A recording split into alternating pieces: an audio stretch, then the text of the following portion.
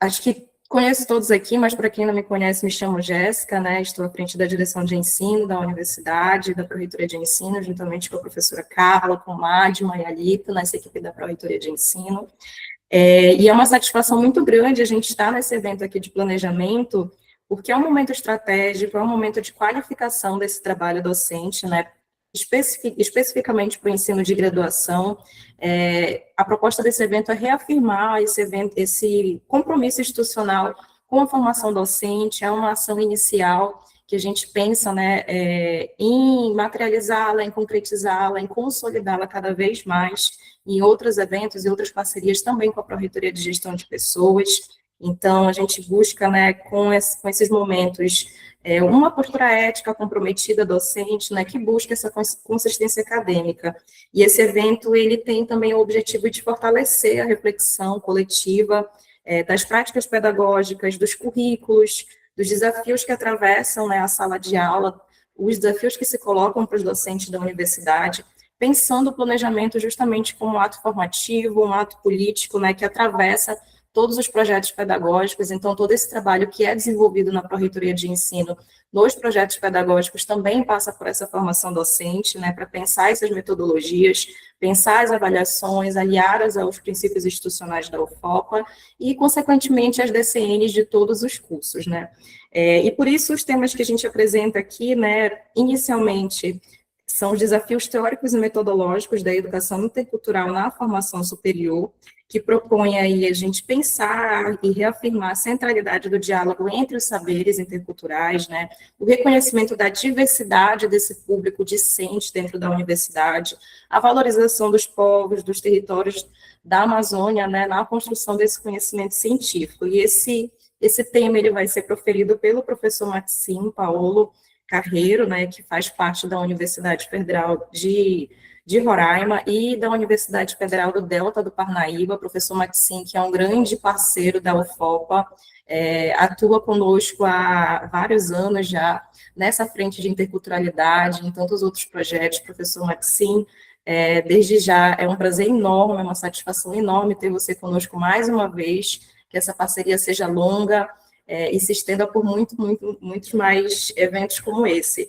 E só para dar sequência, né, na nossa organização, nós teremos também metodologias ativas no contexto da educação superior, no contexto docente do ensino superior, em que somos convidados a pensar o papel, né, do estudante como sujeito no processo formativo, fortalecendo práticas que envolvam esse protagonismo estudantil, o pensamento crítico, a resolução de problemas e essa integração entre teoria e prática, que são elementos essenciais para a formação alinhada às demandas que se colocam hoje em sala de aula no contexto da tecnologia da educação.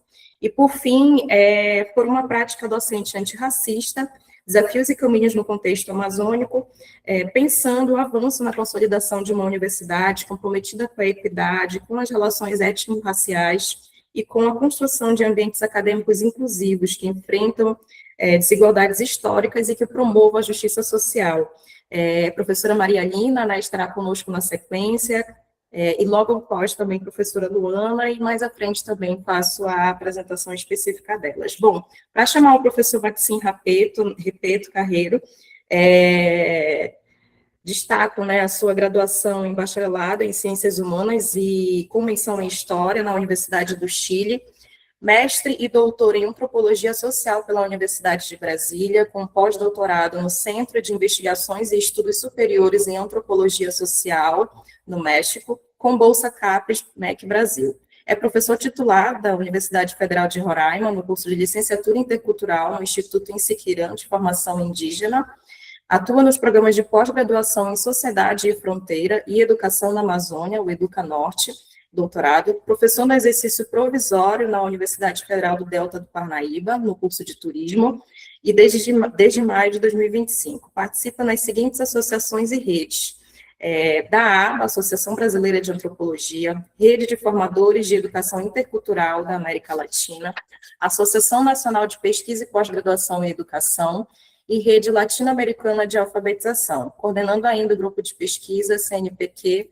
certificado pela Universidade Federal de Roraima. Professor Maxim Rapeto, mais uma vez, uma satisfação enorme ter você conosco. Passo a palavra para você. Certo. Bom dia, gente. Em primeiro lugar, quero agradecer o convite que me fizeram para participar desse momento. É sempre interessante conversar com vocês e poder dialogar, né, nesses trânsitos interuniversitários.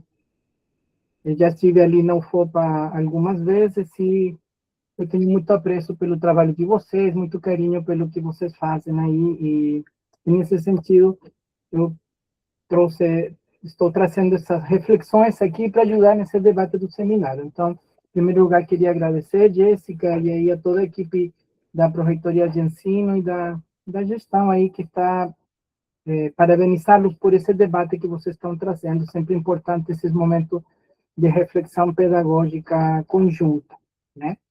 Então, eu estou trazendo esse tema hoje sobre uma reflexão sobre os desafios teóricos e metodológicos que nós enfrentamos na formação superior desde uma perspectiva de interculturalidade, como que podemos trazer a interculturalidade para o centro do debate formativo, né? E isso perpassa os diversos cursos. Embora estou trazendo reflexões a partir de um curso de formação de professores indígenas, eu acredito que esse debate permeia, perpassa por todos os centros, cursos e problemáticas de conhecimento, né? Então, eu vou dividir a apresentação em duas partes, vou tentar ser bem direto, bem sucinto, e quero começar trazendo os desafios teóricos, né, em primeiro lugar. Quais são esses nossos desafios teóricos? E são diversos, são muitos, difícil de colocar em apenas um slide, mas eu acredito que nós precisamos começar com uma reflexão crítica e autocrítica, né? Sem autocrítica não existe possibilidade da gente repensar o que nós fazemos. Então, é muito mais fácil criticar os outros, mas uma visão autocrítica é fundamental. Vai ser ela que vai nos permitir, né, refletir e superar nossas problemáticas, digamos assim. E precisamos questionar os modelos de conhecimento dominante. Nós precisamos começar com isso. Um dia discutia com os colegas se o nosso debate vai nos levar para no futuro, um debate sobre os sistemas de conhecimento, mas eu acredito que nós precisamos partir desse debate, colocar em xeque nossos próprios modelos de conhecimento, né? Em uma banca, um professor, em uma banca de defesa de doutorado, um professor colocava assim uma questão que ficou dando volta na minha cabeça sobre a necessidade da gente tensionar os conceitos que nós trabalhamos, né? Nesse sentido de uma perspectiva autocrítica, né? E nossos modelos de formação superior, que todos nós passamos, modelos disciplinares, modelos que trazem uma história e uma trajetória centrada nos conhecimentos acadêmicos ocidentais, nos exigem uma reflexão sobre isso e sobre o papel dominante na vida cultural, na vida política de nossos países, como herdeiros, digamos assim, dessa tradição ocidental. E isso me leva a uma discussão sobre esses modelos que nós estudamos, que muitas vezes são disciplinares, e a dificuldade que nós temos de romper com esses modelos disciplinares, de questionar os modelos disciplinares. Somos formados em áreas de conhecimento que têm disciplinas específicas, e nós vamos passando por uma série de disciplinas apresentadas em sequência lógica, em uma sequência lógica inventada por nós, por quem constrói essas propostas, né? E que muitas vezes as grandes problemáticas epistemológicas, elas são escondidas, são disfarçadas, né? Nós construímos uma perspectiva sobre o conhecimento ocidental como se ele fosse herdeiro dos, digamos assim, dos filósofos pré-socráticos, praticamente, de como se do século IV a.C., da Grécia clássica até os dias atuais, tivéssemos passado por uma estrada asfaltada, em que o conhecimento vinha, digamos assim, crescendo, e nos custa pensar nas rupturas epistemológicas e nas visões de mundo que são traspassadas, muitas vezes atropeladas nessas rupturas epistemológicas. Nós vemos que desde a ciência, embora, sobretudo em tempos de Covid, nós ouvimos, e foi muito importante dizer que a ciência tem uma contribuição a fazer com a sociedade, né, em tempos de negacionismo, mas nós precisamos também ter um cuidado e essa reflexão autocrítica para não colocar a ciência acima de tudo, porque, ao fim e ao cabo, a ciência é também um produto cultural. E muitas vezes nos leva a desvalorizar outras formas de conhecimento, outros modelos de conhecimento que não seguem nosso padrão, nosso modelo, nossa raiz epistemológica. E aí a cultura muitas vezes fica desvalorizada, sem fazer a reflexão que a ciência é, sim, também um produto cultural. Então, muitas vezes temos uma dificuldade de aceitar os alcances, as próprias limitações do conhecimento científico, né? Nesse sentido, precisamos ampliar horizontes e discutir essas rupturas epistemológicas. Nós precisamos interculturalizar a universidade, abrir espaços para outras visões de mundo.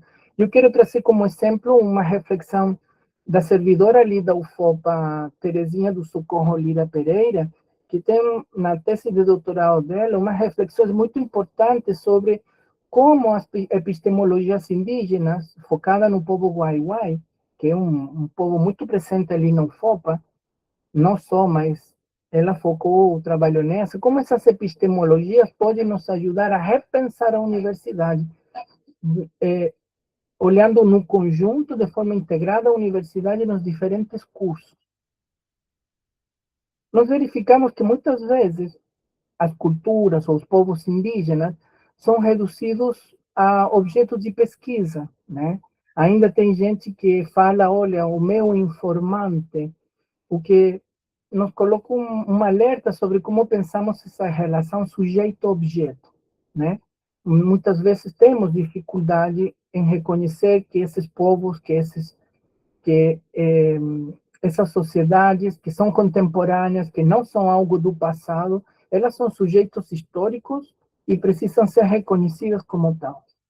Embora nós trabalhamos o ingresso dos indígenas na universidade, ou das diversidades na universidade, nos custa muito reconhecer os conhecimentos que eles trazem como conhecimentos válidos para os currículos de nossos cursos, porque estamos centrados nos nossos modelos de formação disciplinar e em nossas tradições de conhecimento. E, nesse sentido, é importante trazer uma perspectiva não apenas intercultural, mas também transdisciplinar, né? Que busque superar as limitações das disciplinas, das perspectivas disciplinares. E aí nós vemos que vivenciamos conflitos epistemológicos, sim. Nós precisamos reconhecer esses conflitos entre como esses sistemas de conhecimento se degradeiam dentro da universidade. E, para mim, temos dois exemplos bem interessantes que precisam ainda de uma reflexão sobre essa tensão entre modelos transdisciplinares e modelos disciplinares. E eu penso que a UFOPA, que vivenciou um processo de criação com um modelo de formação inicial transdisciplinar, mas que aos poucos vem abandonando esse modelo para voltar ao modelo disciplinar, um processo muito similar ao que ocorreu na Universidade Federal do Sul da Bahia, que surge com uma visão integrada e que, digamos assim, talvez seja por diferentes motivos, né? Desde questões generacionais, dos idealizadores do projeto original, e depois os professores que vão chegando ao longo do caminho dos concursos, e a dificuldade que nós temos de consolidar modelos que possam sair da padronização, digamos assim, talvez que os grandes centros acadêmicos nos colocam, né? Então, eu vejo que há tensões dentro das universidades, e uma delas se refere a isso. Como pensamos os modelos epistemológicos, os modelos de conhecimento, não apenas fora, pensando nas culturas indígenas, como que as culturas indígenas entram, mas dentro dos próprios debates acadêmicos, dentro dos nossos próprios debates das disciplinas e dos conteúdos disciplinares, né?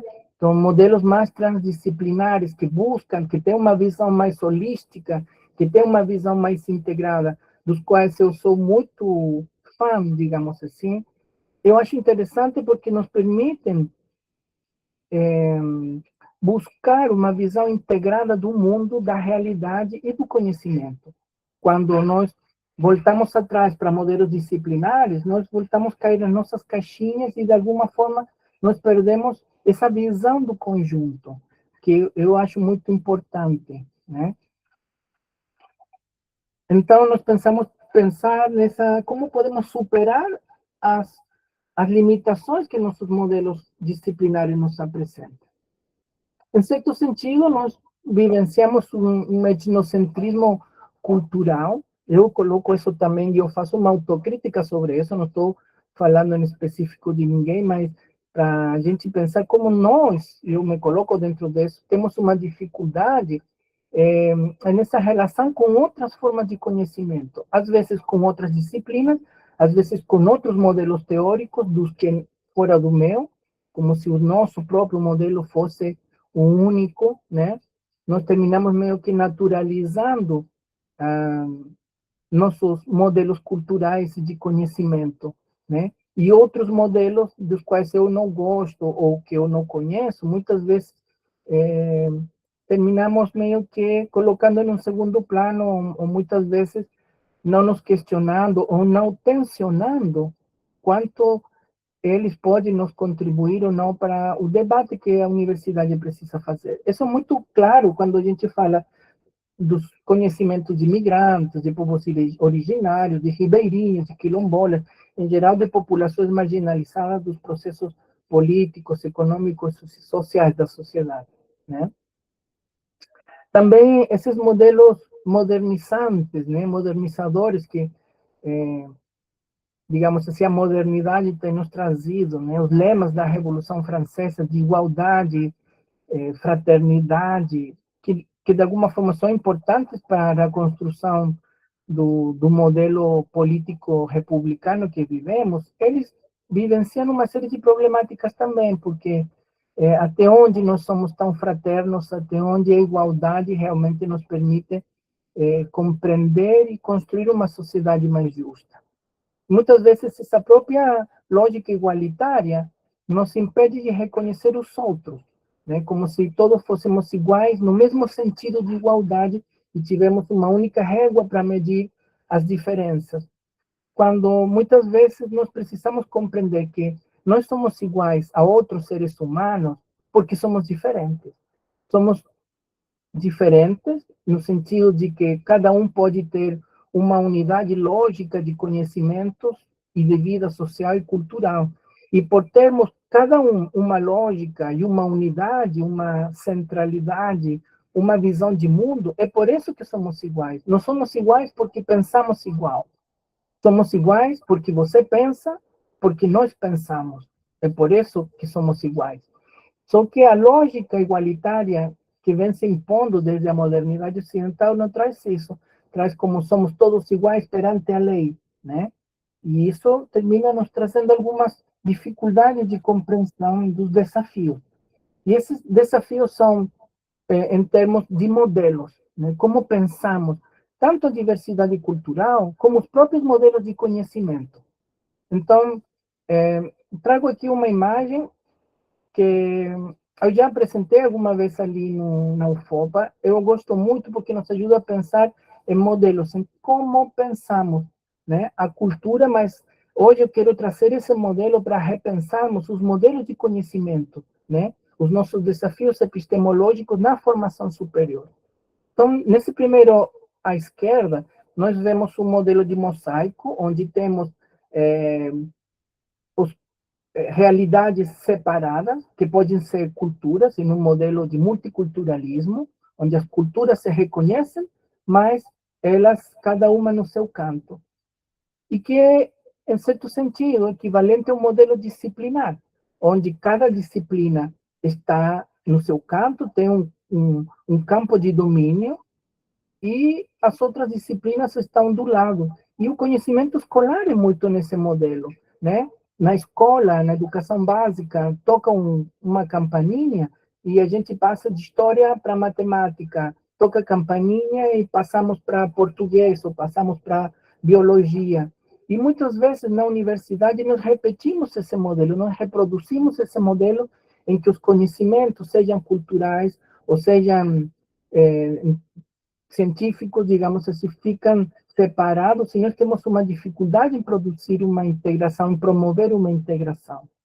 O modelo central é como fosse um arco-íris, onde a gente olha o arco-íris e vê que as cores, elas estão em uma faixa de cores, né, sequenciais, e nós vemos como entre as cores vizinhas ocorre uma relação, né? Entre o laranja, o amarelo, o verde, há um degradê, e nós conseguimos ver espaços de interação e de influência mútua, mas ainda assim vemos as cores nitidamente e vemos essa sequência separada de conhecimentos. Talvez isso fosse, para fazer uma metáfora, não que seja assim, uma busca de uma interdisciplinaridade, né? Entre que as disciplinas, a preposição inter, denota uma relação entre disciplinas. Talvez pudéssemos pensar o modelo como o terceiro modelo de uma interação muito mais ativa, em que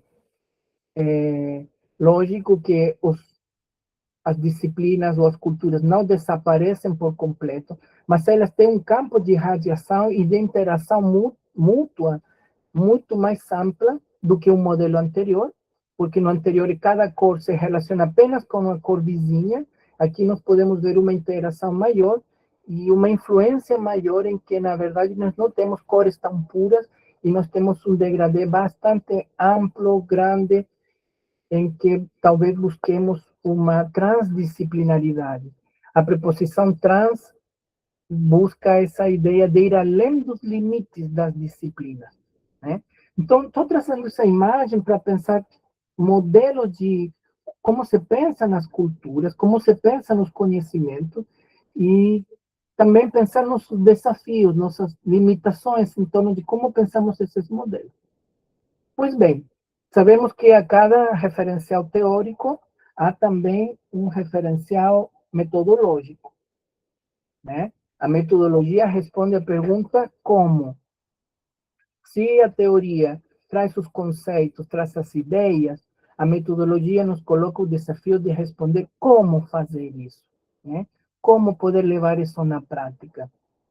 E precisamos começar com essa compreensão de que entre teoria e prática não há uma separação. Muitas vezes nos trabalhos acadêmicos, nós exigimos que os estudantes coloquem um capítulo ou uma sessão específica para falar da metodologia, e a teoria está em outro campo. Nos projetos, como orientamos os projetos, isso é muito claro, né? Pedimos que haja um capítulo de referencial teórico e outro separado de metodologia, mas, na verdade, eles precisam estar integrados, eles não são coisas separadas e, digamos assim, alheias uma à outra, elas são indissociáveis. A cada conceito precisa ter uma resposta para como fazer isso, como levar esse debate de ideias a uma prática de pesquisa, a uma prática profissional. A partir dessa questão, eu vou trazer agora algumas ideias que a prática universitária nos permitiu desenvolver na Universidade Federal de Roraima, no Instituto de Formação Superior Indígena, no Instituto Isquirã de Formação Superior Indígena, que foi o primeiro instituto numa universidade federal no Brasil. Hoje tem 3 cursos de licenciatura intercultural, gestão territorial indígena e gestão em saúde coletiva indígena. E a minha participação nesse processo de criação do Instituto Isquirã e do curso de licenciatura intercultural me permite ver hoje que nós passamos por algumas rupturas epistemológicas. E eu quero trazer essa reflexão para trazer essa ideia de como relacionar a teoria com a prática. Então, a licenciatura intercultural tinha como princípio, digamos assim, a formação pela pesquisa, a interculturalidade numa perspectiva de princípios, como a interculturalidade fosse um princípio, e em uma perspectiva dialógica, tentando superar as dialéticas reducionistas, digamos assim. E era isso que nós pensávamos no começo. O que é o curso de licenciatura intercultural? E nós pensávamos, olha, a interculturalidade é o diálogo entre culturas. Aprofundando esse debate, no próprio processo de formação, fomos perceber que, às vezes, nós tínhamos uma visão idealizada, né? Angelical do que era essa interculturalidade. Porque, na verdade, quando falamos em interculturalidade, estamos falando em um campo de conflitos, né? Não é um campo neutro, é um campo de conflitos. E se a gente pensa em interculturalidade como um diálogo entre culturas, nós podemos cair em uma armadilha, porque, na verdade, não são as culturas as que dialogam, porque uma cultura não pode caminhar na rua sozinha, separada das pessoas, são as pessoas que são portadoras de cultura, e são as pessoas as que interagem. E a história das relações sociais entre povos indígenas e sociedade nacional é uma história de conflito, de assimetrias, de colonização, de imposição, de desprezo pelos sistemas de conhecimento indígena, desprezo pelos sistemas de religião indígena, tanto que nós precisamos evangelizar, nós precisamos alfabetizar, nós precisamos educar nos modelos ocidentais para poder, de alguma forma, como as políticas indigenistas ao longo do século XX colocaram, incorporar essas pessoas ao Estado Nacional, né? Em uma perspectiva errada de pensar que essas pessoas estavam fora dos modelos culturais dominantes, portanto, estavam fora do Estado, então eu precisava incorporar. Quando nós vemos que, na realidade, a participação dessas populações, tanto indígenas como os africanos escravizados que foram trazidos, são condição sine qua non para compreender a própria formação do Estado Nacional. Então, eles não são um elemento fora do Estado. Na verdade, nós não conseguimos explicar a formação do Estado Nacional sem a participação ativa dessas pessoas em uma situação de exploração e de dominação imposta pelos modelos dominantes.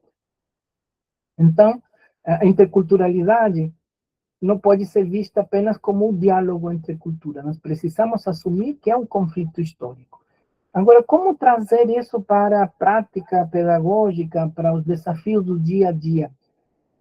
Pois bem, ao pensar o curso de licenciatura intercultural, nós discutimos muito como seria um curso destinado à formação de professores, e nós chegamos a um entendimento de que nós precisávamos romper com um modelo disciplinar e precisávamos pensar na ideia de temas contextuais, das problemáticas identificadas no processo de diagnóstico do curso, deveriam tornar-se os focos da reflexão formativa na universidade, de forma que os professores indígenas pudessem buscar resposta às grandes problemáticas que vivenciavam nas comunidades.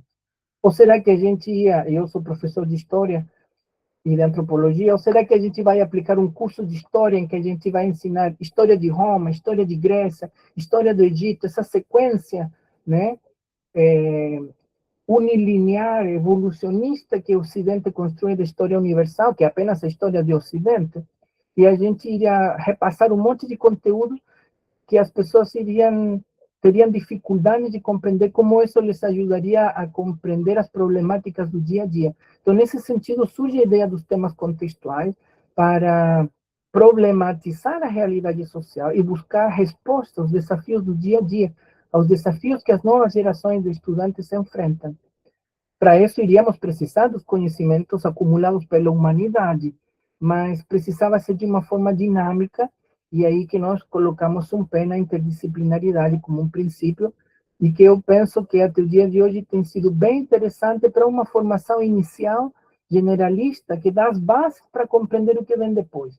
Nenhum curso de graduação oferece para um estudante tudo o que ele precisa aprender na vida. Nós precisamos fazer pós-graduação e continuar um processo de formação contínua para realmente amadurecer nossas ideias e nossas reflexões. Mas a gente tendo uma formação básica, com uma formação para pesquisa, uma formação crítica que me coloque no mundo, nos permite fazer uma reflexão do que vem depois de uma forma muito mais posicionada no território e na realidade do próprio povo. Pois bem, essa eu penso que foi nossa primeira ruptura epistemológica. Não isenta de contradições. Eu vou colocar logo que nós vivemos sempre uma tensão entre voltar a modelos mais disciplinares ou avançar nesses modelos interdisciplinares, um pouco como já comentei.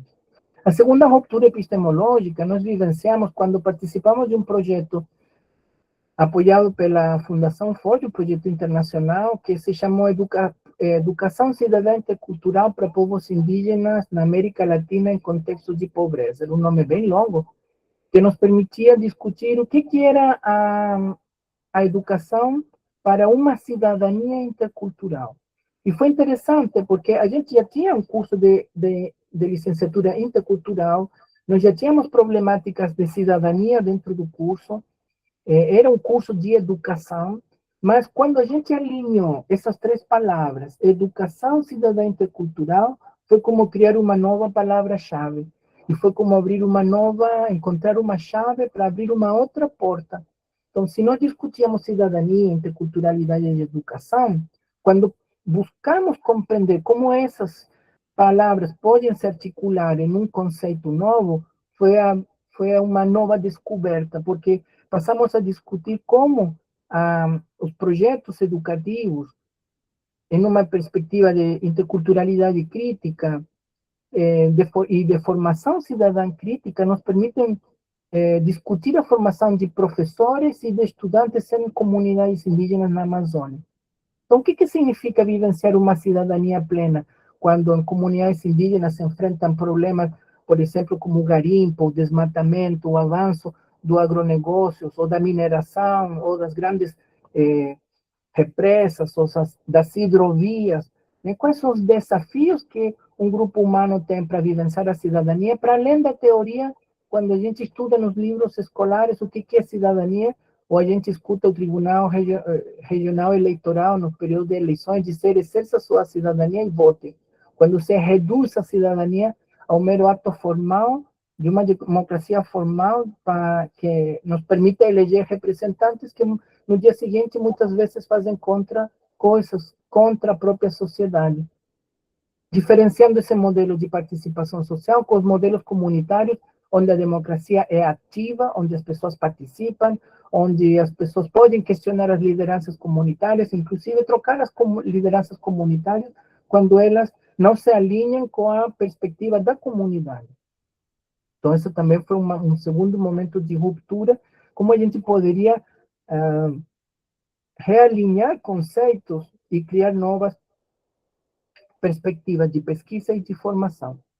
E um terceiro momento de ruptura teórica e metodológica foi quando passamos a utilizar o método indutivo intercultural e o conceito de laboratórios socionaturais vivos, que nos permitiu focar o estudo nas atividades sociais, fazendo uma reinvenção, uma revisão de modelos teóricos, onde trouxemos junto ao debate da interculturalidade perspectivas que até desde a antropologia eu fui muito questionado, porque os antropólogos têm mania de pensar que eles têm monopólio do debate da cultura, e quando a gente trouxe uma perspectiva vigotskiana e dos autores da teoria da atividade para repensar as atividades sociais e a partir delas aprofundar o debate que nós fazíamos nos temas contextuais, eu penso que foi uma nova ruptura epistemológica. Se os temas contextuais nos ajudaram a pensar um processo de formação a partir da realidade social, quando a gente foi estudar as atividades sociais, nos demos conta que ainda a nossa perspectiva dos temas contextuais era um tanto genérica. E quando a gente chegou perto da atividade social, do que as pessoas fazem, a partir de uma visão integrada do mundo, e da cultura e dos conhecimentos, nós tivemos um passo à frente. Nos permitiu discutir como as atividades sociais se concretizam no território, como se constrói o conceito social e cultural de território, com as áreas de pesca, de caça, de roças, como se organiza a visão de mundo e também como se organiza a própria cultura a partir de uma integração com a natureza. Como a cultura pode ser vista como a própria integração da sociedade e natureza. A cultura não é um produto posterior à atividade humana. A cultura é a própria atividade humana. A cultura é a própria integridade entre a sociedade e a natureza, o que é um processo muito claro para mim hoje, na Amazônia, na relação que comunidades ribeirinhas, indígenas, quilombolas, vivenciam na integração com a natureza em suas diferentes dimensões. Então, nós passamos a trabalhar com esse calendário socionatural, que relaciona uma série de indicadores, como as atividades da comunidade, as atividades das crianças que nos interessavam para o processo de formação escolar, mas também conhecimento sobre os animais, sobre as plantas, sobre astronomia, sobre o clima e sobre as problemáticas socioambientais e de saúde. Então, entendendo elas de uma forma integrada, lendo esse desenho, que é um diagnóstico sociocultural, digamos assim, socionatural de um povo, de uma comunidade, como uma pizza, como a gente come uma pizza por fatias, não na forma horizontal, apenas com os animais ou apenas com as plantas, mas buscando entender como se dá essa integração entre atividade, sociedade, plantas, animais, clima, e como isso está integrado e relacionado, e como a cultura está viva nessas dinâmicas. Então, muitas vezes, povos indígenas que não falam línguas indígenas por conta do processo de imposição, mas quando você vai conversar com eles e verifica como que eles pescam, como que eles caçam, como que eles constroem suas casas, como que eles tiram palha, como que eles vivenciam no dia a dia, a cultura está viva no que eles fazem. E isso nos permitiu trazer uma nova visão para o processo formativo. Isso que a gente começou aplicando para a formação de professores, hoje eu tento levar para outros cursos, que também precisam ter uma visão integrada de cultura, também precisam fazer um questionamento sobre essas rupturas epistemológicas. A grande ruptura aqui é colocar a comunidade como sendo um motor do debate do processo de formação escolar e acadêmico, onde os conhecimentos indígenas não são apenas complementares do objeto de pesquisa, mas eles são sujeitos ativos na produção de conhecimento, e a partir desses conhecimentos, buscar a integração com os conhecimentos científicos, trazer os conhecimentos de biologia para entender as plantas, ou os processos de reprodução dos animais, os conhecimentos de geografia para entender o solo e os processos climáticos, e assim por diante, a matemática, a química, tudo está. Mostrar que nos processos do dia a dia, os conhecimentos de química, de biologia estão presentes, que os conhecimentos que estão nos livros escolares estão presentes no dia a dia da comunidade.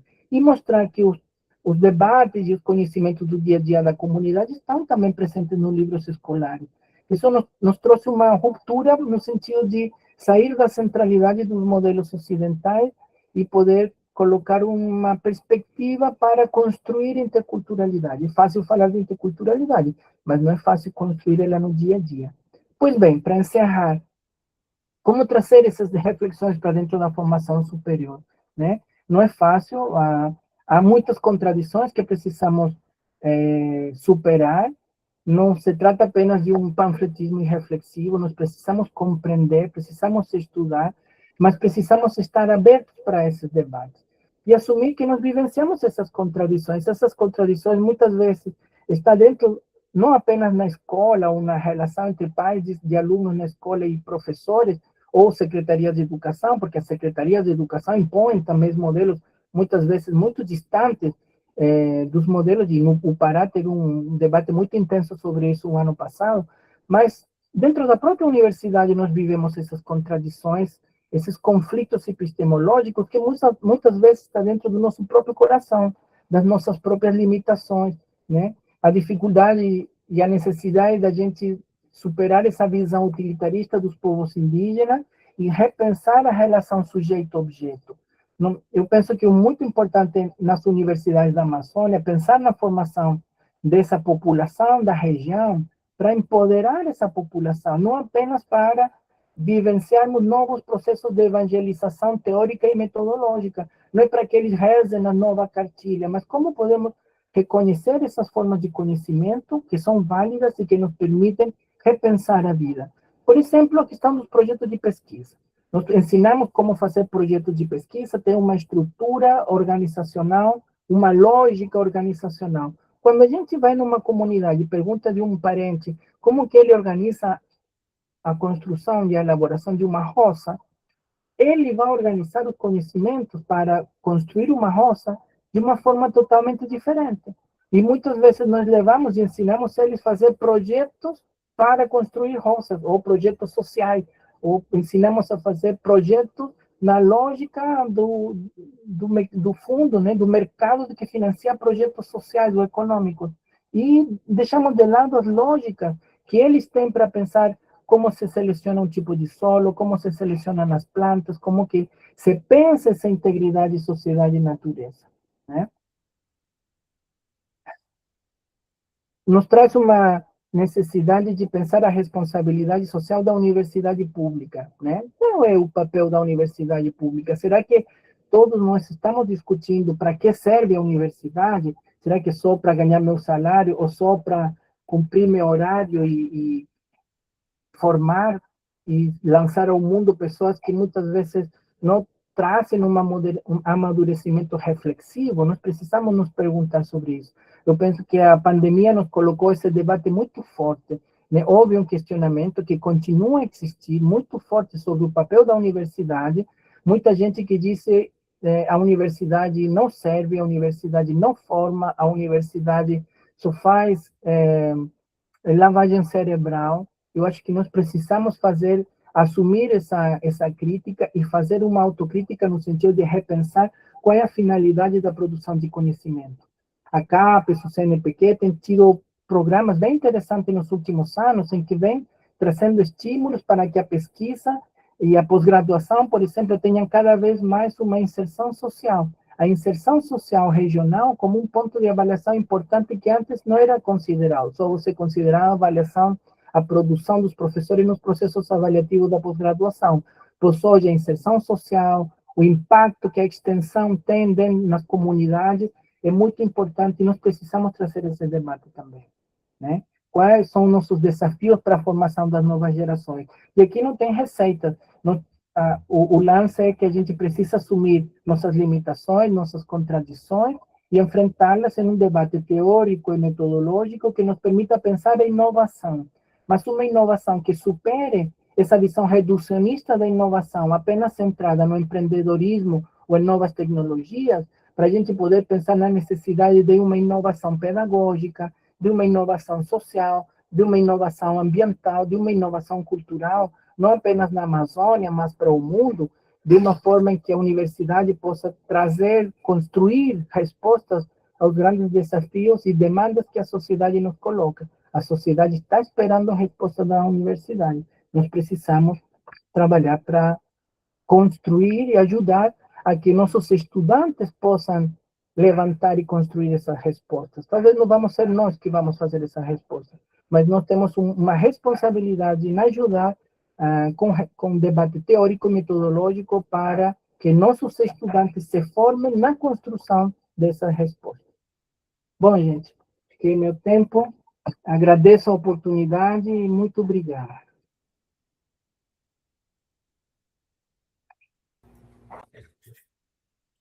Muito obrigada, professor Maxim. É sempre uma satisfação ouvi-lo.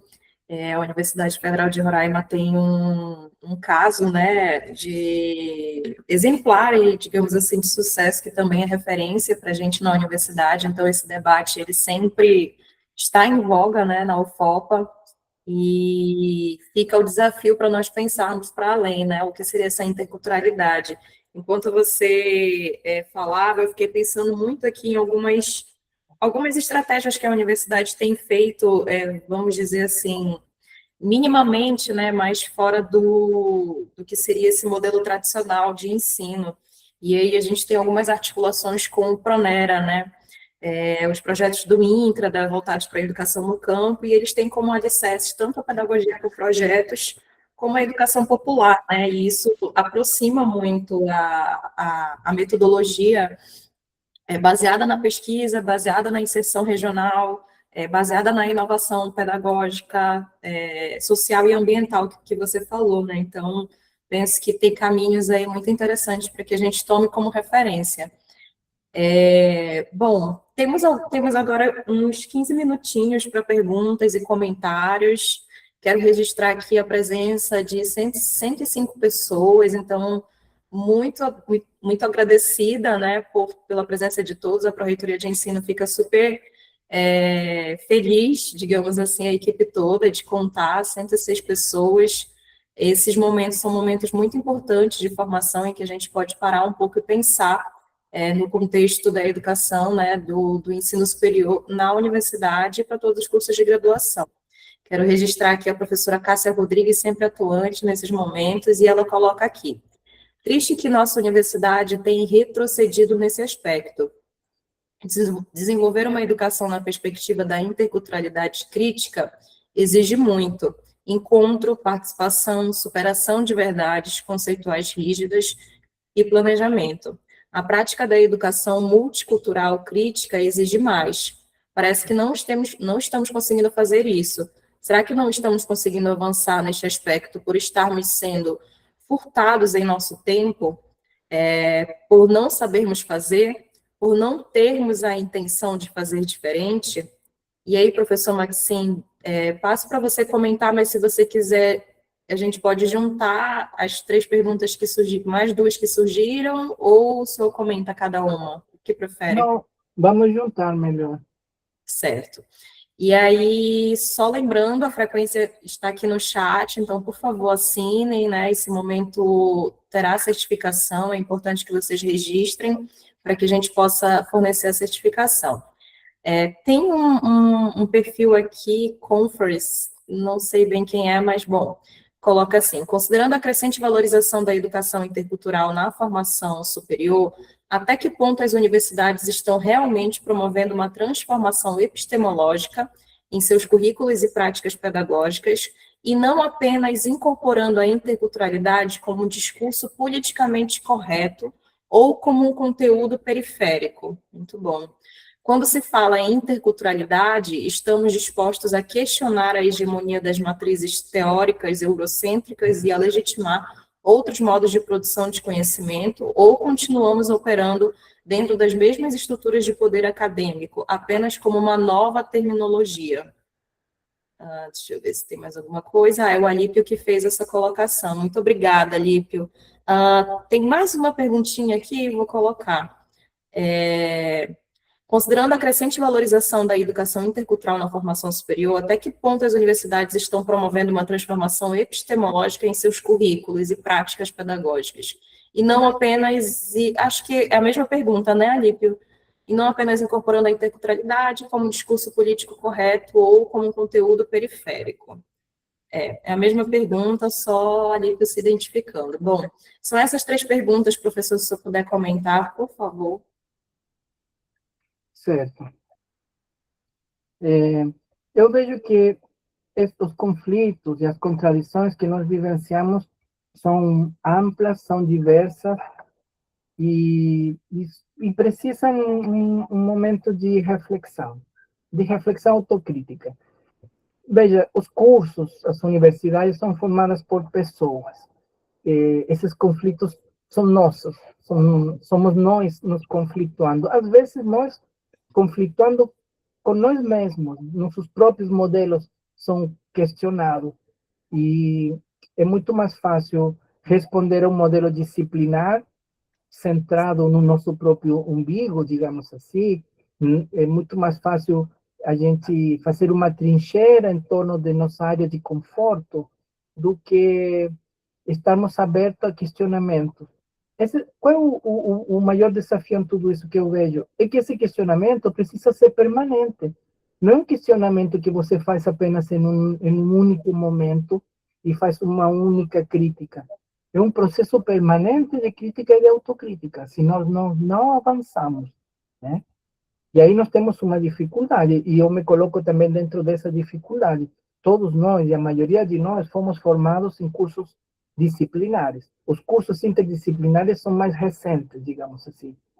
E e nós temos dificuldade de sair desse campo de conforto que as disciplinas nos dão, porque as disciplinas nos dão perguntas e nos dão respostas.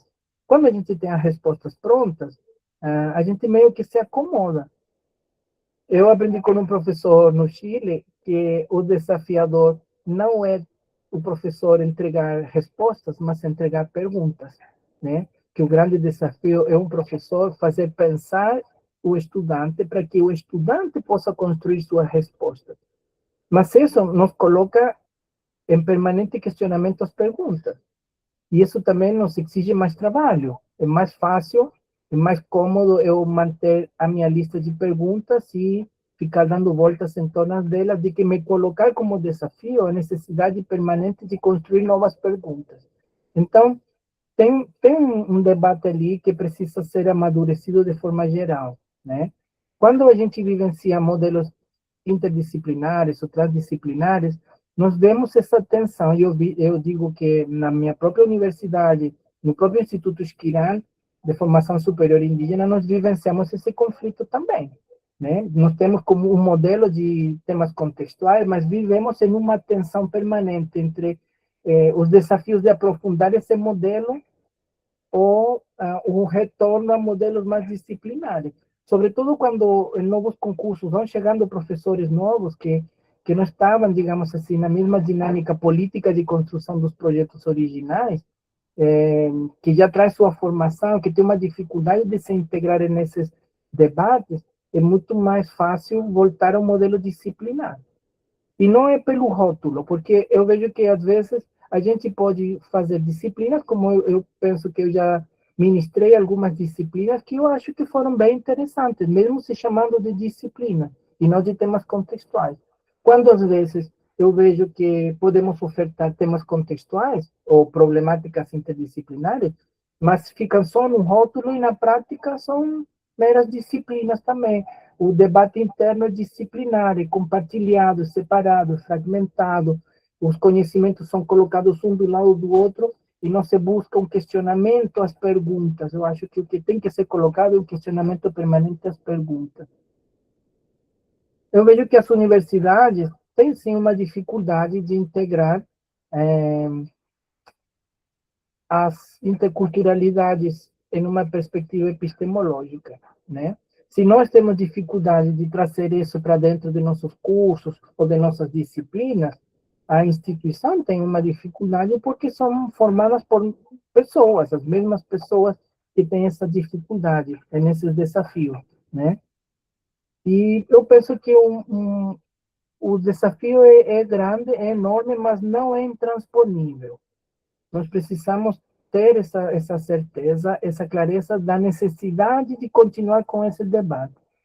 Eu sou da área de ciências humanas e sociais, sou historiador e antropólogo, e conversando com colegas, a gente sempre pensa que as áreas de humanas é um pouco mais flexível para esse debate da diversidade social e cultural. Mas vamos lembrar que o grande avanço na interdisciplinaridade não surgiu das ciências humanas, surgiu das ciências exatas, surgiu dos cientistas da área de ciências exatas, na convicção de que apenas respostas disciplinares não dão conta da complexidade do mundo.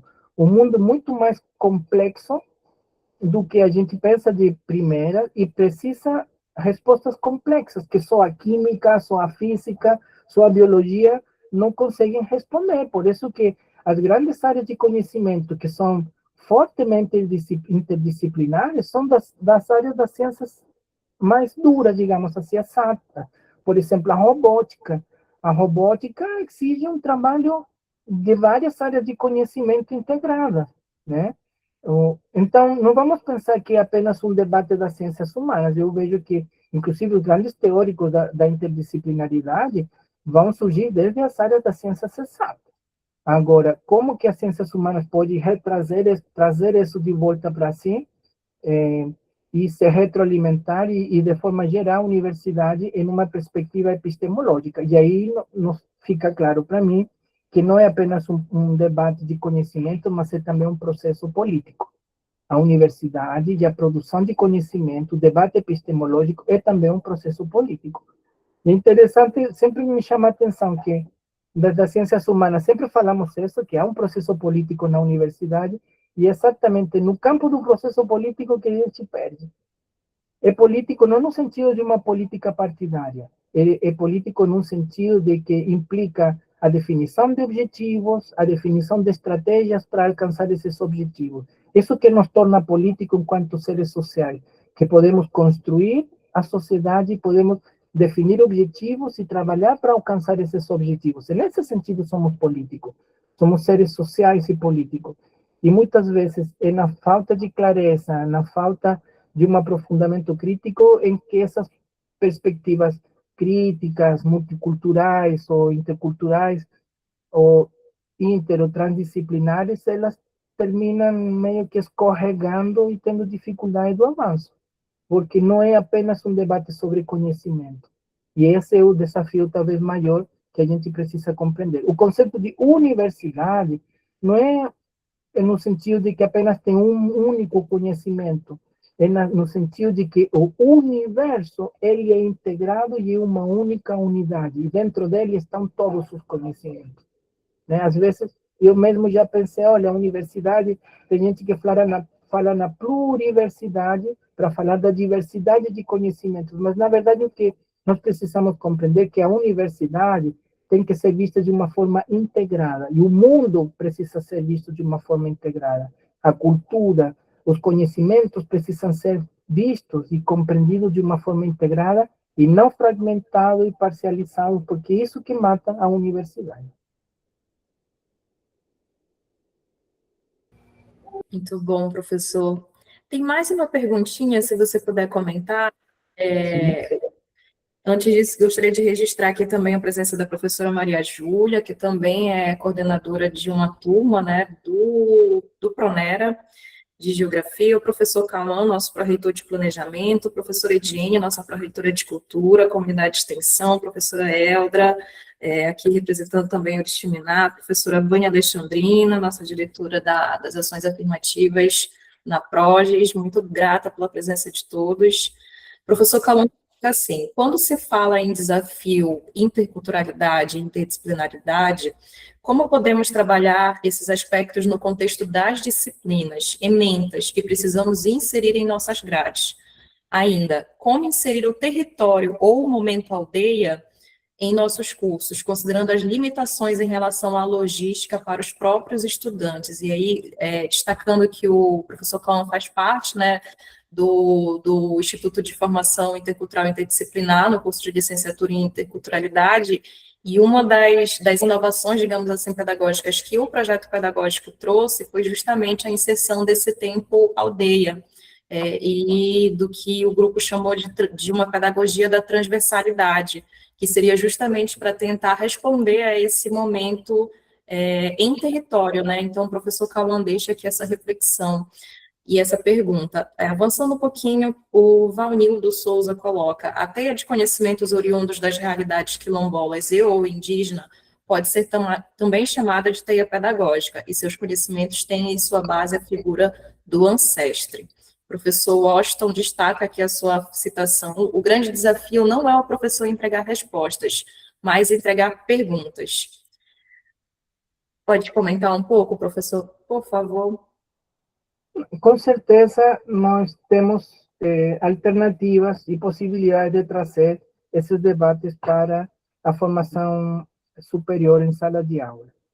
O mapa e esse calendário que eu estou mostrando é uma proposta para isso, né? Esse calendário, ele traz uma visão integrada dos processos sociais e dos processos naturais nos quais vivem as comunidades. Esse é só o começo.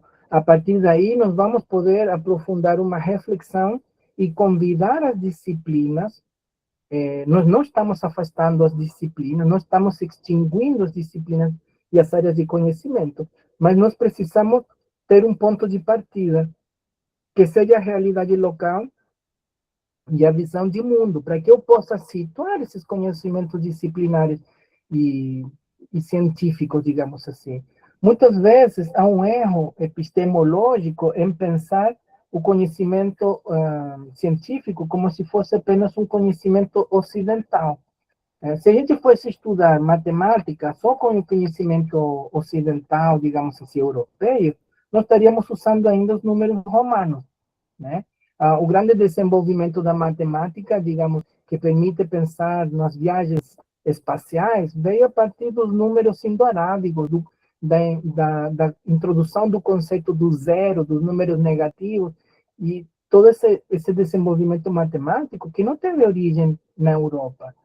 O conhecimento é, sim, intercultural. Ele não é apenas um produto ocidental. O Ocidente tem se apropriado dos conhecimentos acumulados pela humanidade e, digamos assim, passado pelo filtro de uma leitura ocidental para apresentar como se ele fosse um produto ocidental, mas não é. Então, nós precisamos compreender isso, né? E, a partir dessa realidade social, de compreender como os povos têm visão e conhecimentos, nós podemos trazer essa reflexão. Todo o domínio da agricultura na Amazônia é tecnologia indígena, a forma de trabalho na roça, de derrubada, de queima, de plantio, que não só vai renovando a própria floresta amazônica, cada vez tem mais estudos que mostram que a floresta amazônica não é algo natural que foi criado fora, a parte do ser humano. As próprias comunidades ajudam a revitalizar a Amazônia, a expandir as próprias espécies. A castanha da Amazônia é um exemplo, né? Ela se propaga a partir da produção das roças, muito mais do que pelo solo, pelo espaço que precisa nas clareiras e o manejo que tem sido feito de forma milenar pelos povos da região. Então, os conhecimentos estão aí. Quando um parente indígena vai na roça, um quilombola vai na roça trabalhar, ele não vai separar os conhecimentos de biologia, de matemática, de geografia, né? Quando vai escolher o solo, quando ele vai derrubar e fazer, ele vai fazer um modelo matemático na cabeça dele para derrubar as árvores na roça, em que as árvores maiores vão cair nas árvores menores, como se fosse um sistema de dominó, que era em dominó que nós falamos, né? Um caindo sobre o outro. Aí tem física, aí tem matemática, aí tem compreensão biológica das espécies vegetais, dos tipos de madeira, para que servem as madeiras, como que elas se comportam, sobre os tipos de solo. O conhecimento está integrado, não está fragmentado. Nós que fragmentamos no modelo escolar, que é um modelo paratático, que separa os conhecimentos e coloca um do lado do outro.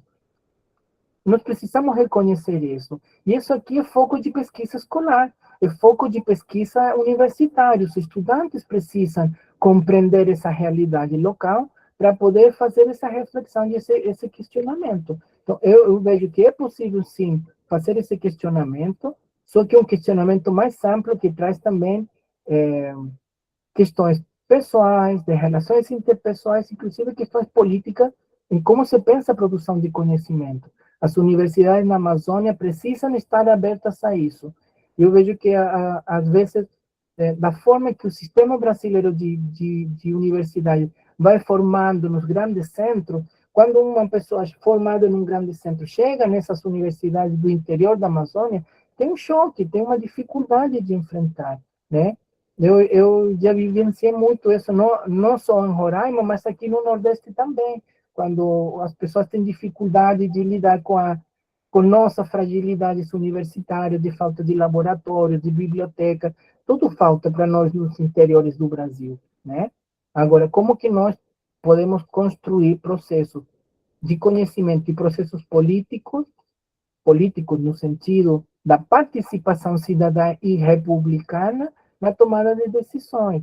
Aí está um foco importante. Às vezes a gente abandona os processos de participação e fica pensando que dá o mesmo, que tanto faz, e isso também prejudica como se pensa a universidade e os desafios que nós temos.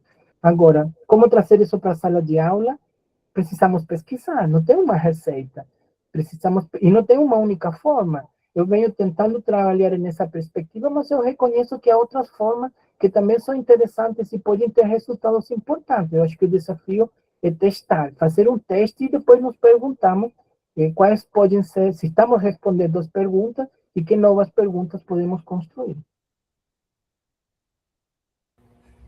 Muito bom, muito obrigada, professor. E aí, só para a gente ir encerrando, seguindo mais alguns comentários que foram colocados aqui, a professora Eldra pontua, que debate maravilhoso, excelente. Elines dos Santos Batista coloca, excelente, palestra mais que necessária em nosso contexto docente amazônico. Obrigada, professor Maxim. Os desafios vão surgindo ao longo das aulas, em cada disciplina, e realizando a verdadeira aplicação da interculturalidade e da interdisciplinaridade. Com toda certeza vão agregar um peso mais que científico, mas também social e desenvolvimento real, com base nas experiências locais. Pércio coloca, parece contraditório que todo mundo reconheça a importância da interdisciplinaridade e a quantidade de aulas de campo seja tão incipiente. Anildo coloca, vamos pensar o quintal desses lugares como quintais produtivos e sustentáveis, discutindo a goiaba, a galinha, maracujá, ingá, banana, o pato, o açaí, manga numa interface com a geografia, matemática e história. Muito bem, professor. Professor Cauã coloca, excelente contribuição para a nossa reflexão, professor, muito obrigada. Então é isso, professor, nós vamos encerrando aqui, se você quiser fazer mais alguma colocação de encerramento, eu quero registrar aqui mais uma vez a presença de 110 pessoas, é uma satisfação enorme contar com todas essas pessoas, né, a ideia é que a gente faça um debate contínuo, então por isso alguns temas também vêm se estendendo ao longo dos semestres, em relação ao planejamento pedagógico, porque a gente entende essa especificidade da universidade em relação à diversidade de culturas, né, de pessoas, de vidas, de seres humanos que compõem o conhecimento da UFOPA. Então, professor, passo a palavra para nós irmos à finalização desse momento.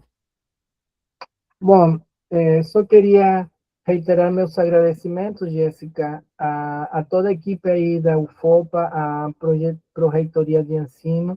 Parabenizo pela iniciativa desse debate, espero que tenha muito sucesso nesse início de semestre 2026.1, e fico à disposição. E agradeço as perguntas, as colocações dos colegas, eu acho que esse é um desafio de todos nós, que precisamos todo dia estar renovando.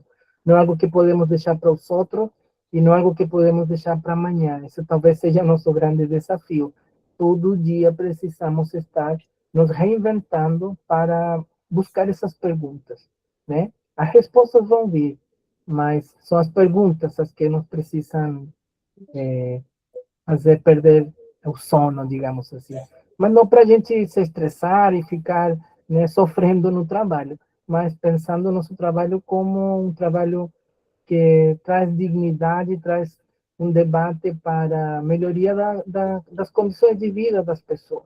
Que se o conhecimento não tiver essa perspectiva, se for apenas utilitarista econômico ou de dominação, digamos assim, ele não cria felicidade. Nós precisamos construir um espaço de tranquilidade, de felicidade e assumir nossa parte, que também é limitada. Nós não vamos responder os grandes desafios da humanidade. Nós vamos contribuir fazendo algumas perguntas e que os estudantes e o processo, que a sociedade possa construir a resposta. Agradeço, muito obrigado e tudo de bom para vocês. Obrigada, professor. Mais uma vez, obrigada a todos que participaram. Bom, nós vamos agora para o intervalo de 10, 15 minutinhos e já já a gente volta com a professora Maria Lina.